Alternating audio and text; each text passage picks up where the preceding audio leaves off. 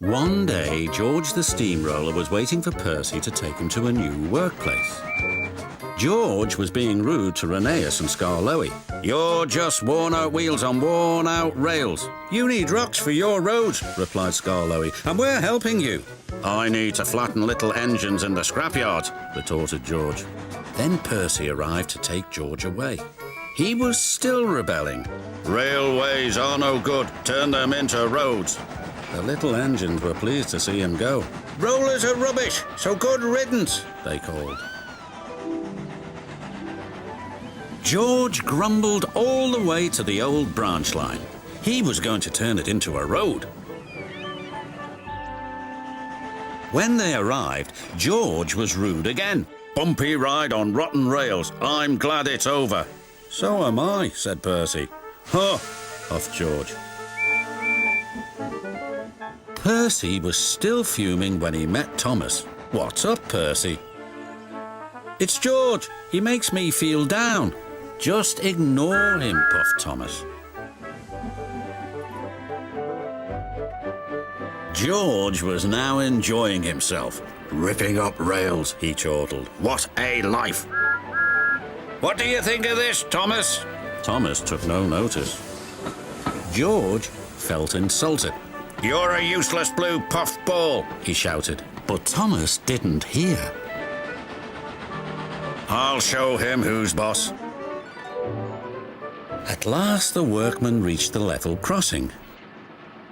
"What shall we do here?" "Tear it up, tarmac it," said George. So they did, but not properly, and George knew it too. Later, Thomas was travelling home on the same line. He was pulling trucks filled with vegetables. The signalman had forgotten to warn his driver about the crossing. "That's nice, we don't need to stop," said Thomas happily. "Yes, we do," called his driver, but it was too late.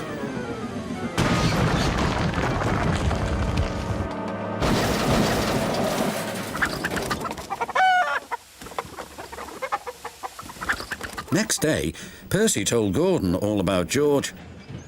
"Huh!" snorted Gordon. "You're just a small engine, that's why he's rude to you. He wouldn't dare cause me any trouble." George had been taken to some yards to work. As he was chuffering about, Duck arrived with a train of empty trucks. George was blocking his way, and a truck was stuck on the main line. "Let me through," demanded Duck. "I'm too busy. You'll just have to wait." "There's no time to wait. I must clear my trucks from the main line to let Gordon through." "Pah," said George. "Then he'll have to wait too." Duck's driver went to complain to the station master, but the signalman had already switched the points and set the signal to allow Gordon to speed through. His passengers were singing his praises, and he was making express time. "I'm the greatest, just watch me fly by," he whistled long and loud as he approached the station. Suddenly, he saw a truck on the line ahead. "Get out of my way!" But the truck wouldn't move.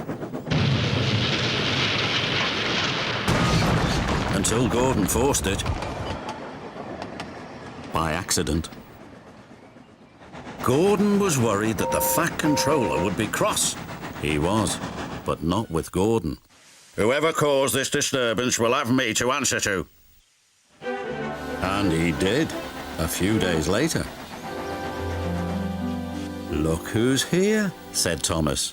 George had been found out by the Fat Controller and punished. He looked miserable. "Now we'll get some peace at last," said Percy. "I want to get rolling again, but I've got to wait a whole week till I do." "And then you'll be just as rude as ever. Eh, George?" "I hope not. Don't you?"